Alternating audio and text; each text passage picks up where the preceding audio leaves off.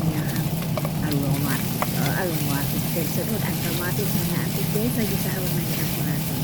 Hangtod mo gawa sa iya aromatic. Basta garaan sa kayo.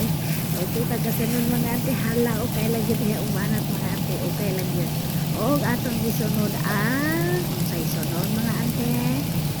Atong salmon, atong ibalik sa pisto. And then, magkuha tag waters. And then, ang waters mga auntie, dapat daghan na siya. Pero pinapabukalon sa nakitaan, okay? Balikan na to na siya. O, pagkahuman, lodura na po na to og more waters mga auntie. Okay. Nana, dapat auntie daghan siya, you know? Alright? Magbukal lang na siya diha mga auntie. Pagbukalon lang yun nato na kayo mga auntie. O, ang pinakakuan auntie, kanang power yun ana niya, ang meso pace. Oh, siya.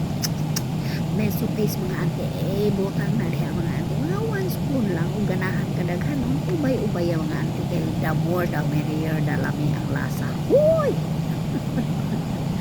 O muna mga auntie, sunod ang radish mga auntie. Diba ang radish? Kaya wala man to na akong yellow nun. O muna mga auntie. Taklo ba na po mga auntie? Okay. During this, muna na mga auntie, na siya ikuha ni ay na po pabalik-balik ang storya. Wow. Okay mga auntie, ato alam na siya pisil-pisilon o ayaw para mawala sana siya mahumok. Kay lami manggudang ka ng kamatis na auntie.